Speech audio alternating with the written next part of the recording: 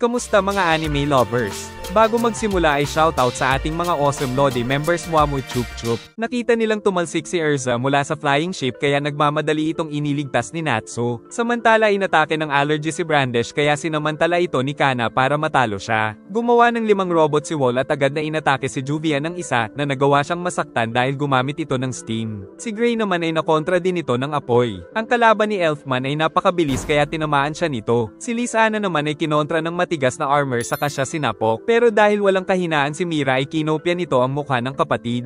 Giit ni Wall na gumagamit kasi siya ng weakness magic kaya siguradong matatalo sila ng kanyang mga robot kaya umalis na ito. Kalaunan ay nagtungo si Wall kina Fried upang matanggal ang barrier nito ngunit ipapagtanggol naman siya nila Evergreen at Big Slow. Agad na gumawa ng robot si Wall na pangontra sa mga kahinaan ng dalawa. Sa pag-atake ni Big Slow ay kinontra siya nito ng white magic saka sinuntok. Wala ring talabang fairy magic ni Evergreen sa hamog kaya sinipa siya ng kalaban. Ginamit ng dalawa ang secondary magic ngunit wala ring epekto at sinubukan ni Ever na gawing bato si Wall pero nabigo siya kaya sinipa sila ng mga kawal nito. Saka pinakita nitong isa lang talaga siyang robot na nakakagamit ng mahika. Ngunit biglang nagkaroon ng kuryente kaya naisip ng tatlo si Laxus pero si Ichiya lang pala. Nagsimulang mag-scan si Wall ng kahinaan nito subalit nag-error dahil tadtad ng kahinaan si Ichiya. Saka ito gumamit ng poison parfum subalit wala namang ilong si Wall. Dahil napakarami niyang kahinaan ay pinagbubugbog lang ito ni Wall. Ngunit naisip ni Ichiya na gamitin ang lahat ng Thunder Parfum sa kanya kinoryente si Wall. Subalit kaya pala nakasali sa 12 Shield of Spriggan si Wall ay dahil nalagpasan niya na ang kahinaan sa kidlat at sa halip ay binago niya ang anyo upang maging lightning rod at magamit ang kidlat upang mapasabog sila. Dahil dito ay naisip ni Fried na tanggalin ang barrier dahil kailangan niyang lumaban pero sinabi ni Laxus na kailangan nila ang barrier niya upang protektahan ang guild mula sa kanluran. At bago pa siya maatake ni Wall ay umatake na naman ang dalawang kasama. Kaya nagpaikot-ikot si Wall at pinatalsik sila saka pinigilan sila ng mga robot soldier. Sinabi ni Elfman na kalabanin nila ang pangontra sa kasama katulad ng ginagawa ng kanilang grupo sa 5 robot. Kaya inatake ni Ever ang pangontra kay Big Slow at inatake ni Big Slow ang pangontra kay Ever. Ngunit nakuha na nito si Fried pero dumating ang balita na naubos nila Natsu ang mga kalaban sa kanluran. Dahil dito ay nakapag-attack mode na rin si Fried na sinabayan din ni Ichiya at magkasabay nilang tinapos ang isa sa 12 shield na si Wall. Natalo na rin nila Elfman ang mga robot nito. Saka nabihag pa nila si Brandish. Subalit napansin ni Fried ang bunganga ni Wall na biglang sumabog. Pero pinrotektahan siya ng tatlo kaya hindi siya nasaktan. Naiirita na si Dame Arya sa tawa ng tunay na katawan ni Wall dahil robot niya lang pala ang natalo ng fairy tail. Saka natatawa din sila kay Brandish na nabihag lang ng mga kalaban nila. Tapos naghanda ng napakalakas na magic cannon si Wall kahit na 400 kilometro ang layo ng fairy tail. At buong kumpiyansa niya itong ginamit patungo sa fairy tail na nakita ni Warren sa mapa. Kaya kailangan nilang umalis sa bagong-bago nilang guild house subalit ginamit ni Ichiya ang katawan ng Christina upang protektahan ng fairy tail. Saka sinabi ni Ichiya na ito ay laban nilang lahat. Nagawa man nilang makaligtas ay alam nilang mahirap pa ring manalo kahit tulungan sila ng lahat ng mga guild sa East Continent. Hindi makatakas si Brandish dahil sa Magic Sealstone kaya balak itong manyakin ng dalawang matanda. Kaya sinapok sila ni Lucy dahil mga manyak. Tinanong ni Lucy kung ano ang kinalaman ni Brandish sa kanyang ina pero ayaw nitong sabihin. At hindi nababahala si Marin dahil sisiw lang sa kanyang iligtas ang kanyang boss. Sa malayong kanluran ng Magnolia ay nasa 1 milyon ang bilang ng mga kawal ni Ziref. Naramdaman ni Warren na may paparating na kalaban mula sa silangan. At meron din sa Hilaga pero nandoon ang Sabertooth at Blue Pegasus para pigilan sila. Sa timog naman ay magkasama ang Lamia Scale at Mermaid Hill. Pinag-utos ni Mavis na tumulong sila Elfman sa North. Sa South naman ay ang grupo nila Laxus. Ngunit sa ganitong sitwasyon ay hindi pa nila mahanap si Natsu. Sila Lucy at Kana naman ang magbabantay kay Brandish. At ang may iwan ay poprotektahan ang guild hall. Giit ni Mavis na malamang ay nasa kanluran si Ziref dahil ito ay pinakamabagal. Sa silangan ay ang pinakamapanganib na mga kalaban kaya ang kanilang pinakamalalakas na Wizard Saint ang nagbabantay doon. Nakita nila si Natsu sa mapa ni Warren ngunit mag-isa lang itong papasugod kay Ziref sa kanluran na ipinag-alala ng mga kaibigan pero nagtitiwala daw si Erza dahil sa secret weapon nito. Napakabilis na nilakbay nila Natsu ang kanluran kaya nakarating sila kaagad at winasak ang malaking bahagi ng mga kalaban. Saka bumaba sila at binigyan ng napakalakas na nag-aapoy na suntok ang mga ito. Saka sumugod at pinag sinuntog ang dalawa. Nagpatuloy siya sa pagwawala kaya inatake siya at pinulbos ng napakaraming mga mage. Pero kinain niya lang pala ang mga ito saka siya umatake ng Dragon's Roar na tumapos sa malaking bahagi ng mga kawal. Ikinatakot ng mga ito ang ginawa ng bida, saka naman dumating si Ziref dahil sabik na siyang makita si Natsu. Saka inutos nito sa mga kawal na bigyan sila ng sapat na espasyo para sa kanilang duelo. Tapos ipinakita ni Natsu ang kapangyarihan sa kanang kamay at agad na tinamaan ng Black Wizard ng mga suntok nito. Umatake din si Ziref ngunit pinaglaho ito ng bida saka tinamaan siya sa sikmura ng napakatinding kapangyarihan. At hindi pa tumigil ang Salamander sa pambubugbog sa kanya. Pero nakapalag pa rin at nasugatan ang mukha ni Natsu. Saka nagsabayan ng mga atake at nagpatuloy sa bakbakan na tila mga liwanag na nagsasagupaan. Pagkatapos ay sinabi ng bida na nagmula ito kay Ignil pero isang beses lang niya itong magagamit. Kaya naisip ni Ziref na sa wakas ay meron na ring makakapatay sa kanya sa labanan. Nag-Fire Dragon King mode na si Natsu kaya nasunog ang lupa sa tindi nito pero napangiti lang si Ziref dahil ito ang matagal niya nang hinihintay sa kanyang nakababatang kapatid. Matapos ang pagsuntok ng bida ay naglaho ang unang parte ng tatak ni Ignil at sobrang pagod din ang naramdaman. Subalit buhay pa rin ito kaya ibibigay na ni Natsu ang pinakahuling atake para tuluyang matalo si Ziref. Giit ni Ziref na bago siya nito mapatay ay inamin niyang magkapatid sila. 400 years ago ay namatay daw si Natsu kasama ng mga magulang nila sa pag-atake ng mga dragon. Subalit gumawa ng paraan si Ziref upang ma-revive siya sa pamamagitan ng Aetherios. Kaya siya ang Aetherios Natsu Dragnil o ang END na hindi kinayang patayin ni Ignil. Hindi naniwala si Natsu dahil kayang-kaya naman siyang patayin ni Ignil. Giit ni Ziref na hindi siya kayang patayin ni Ignil dahil sa pagmamahal nito. Ayaw pa rin maniwala ni Natsu na siya si END kaya binutas ni Ziref ang libro at nasaktan din siya. Ayaw daw mag-aral bumasa at sumulat ni Natsu kaya nagpatulong siya sa kaibigang si Ignil. At kalaunan ay tinuruan din siya ni Ignil ng Dragon Slayer magic at ganito din ang ginawa ng iba pang mga dragon upang maitago nila ang sarili sa loob ng mga katawan ng mga batang Dragon Slayer at makapag-travel sa future bilang paghahanda na kalabanin ng aknolohiya. At kinailangan daw ng mga dragon na mag-travel sa future dahil dito ay mayaman na ang mundo sa Ether Nano na kailangan ng mga dragon upang lumakas. Ang mga napiling Dragon Slayer ay sila Natsu, Gajeel, Wendy, Sting, at Rogue. Lahat sila ay mga bata mula sa 4 na siglo ang nakalipas. Pumayag daw si Ziref sa alok ni Ignil dahil iniisip niyang mapapatay din siya ni Natsu kapag lumakas ito. Nagbukas daw ng Project Eclipse entrance sa past at sa preset naman ay si Layla ang nagbukas ng Project Eclipse exit noong 777 na inakala nila Natsu na araw kung kailan nawala ang mga dragon nila pero ang katotohanan ay ito ang unang pagkamulat nila sa panahon na ito. Pero si Ziref ay naghintay daw talaga ng 400 taon. Napuno na si Natsu kaya tatapusin niya na ito pero pinaalala ni Ziref na maglalaho din si Natsu kung mamamatay siya. Dahil dito ay pinigilan ni Happy ang kaibigan dahil ayaw niyang maglaho ito sa katumakas ang dalawa. Dahil hindi niya pinatay si Ziref ay nagpasya na itong wasaki na lang ang buong mundo. Samantala sa Port of Harjan ay nasakop na rin nila Demaria at Wall. Ngunit si Nineheart ay naghihintay lang sa barko. Sa di kalayuan ay nandoon ang napakarami nilang kawal at ang Mermaid Hill at Lamia Scale lang ang lalaban sa mga ito pero hindi sila susuko kaya nais daw nila Demaria na ipatikim ang bagsik ng 12 shield.